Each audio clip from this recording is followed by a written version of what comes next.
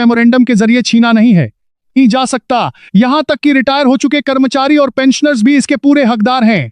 तो दोस्तों, अब केंद्र सरकार को भी यह बताना चाहिए कि उसके कर्मचारी क्या कर्मचारी नहीं हैं और क्या उनके लिए महंगाई कम थी। दोस्तों, 18 महीने का महंगाई भत्ता और महंगाई राहत का एरियर कोई दान नहीं है, बल्कि यह कर्मचारियों और पेंशनर्स की मेहनत की कमाई है जो उन्हें मिलनी ही चाहिए।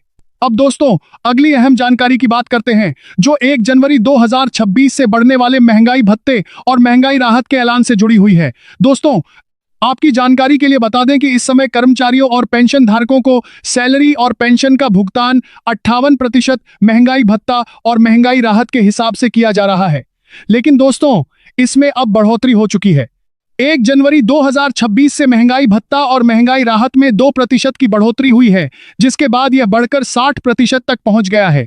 दोस्तों, ऐसे में उम्मीद की जा रही है कि मार्च महीने के पहले सप्ताह में होने वाली कैबिनेट की बैठक में इस बढ़े हुए महंगाई भत्ते और महंगाई राहत को औपचारिक मंजूरी दी जाएगी। इसके बाद सभी विभाग मार्च महीने की सैलरी और पेंशन की प्रोसेसिंग में लग जाएंगे। मार्च महीने की सैलरी और पेंशन अब 58% की जगह 60% महंगाई भत्ता और महंगाई राहत के साथ जमा होकर आएगी।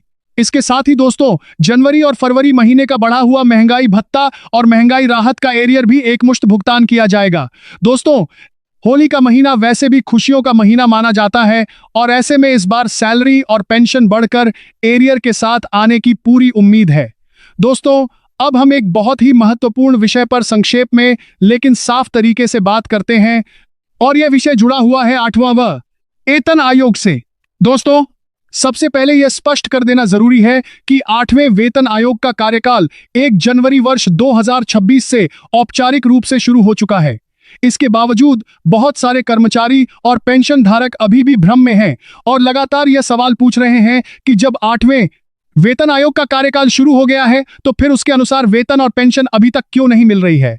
दोस्तों, इसकी असली वजह यह है कि वेतन आयोग का कार्यकाल शुरू होना और उसकी सिफारिशों का लागू होना, ये दोनों अलग अलग प्रक्रियाएं होती हैं। 8वें वेतन आयोग के लिए अभी समिति का गठन किया गया है, जो कर्मचारियों और पेंशन धारकों से जुड़े सभी पहलुओं पर अध्ययन कर रही है।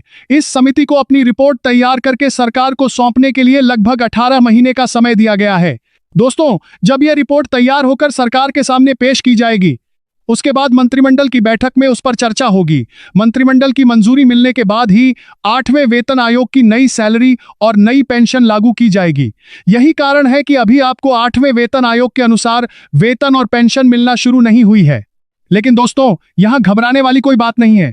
जब भी 8वें वेतन आयोग की सैलरी और पेंशन लागू होगी तो उसका लाभ 1 जनवरी वर्ष 2026 से ही दिया जाएगा। इसका मतलब यह है कि जितने भी महीनों की देरी होगी, उन सभी महीनों का बकाया एरियर आपको एकमुश्त भुगतान किया जाएगा। इसलिए दोस्तों, अफवाहों पर ध्यान न दें और धैर्य बनाए रखें। 8वें वेतन आयोग का लाभ आपको मिलेगा, पूरा मिलेगा और एरियर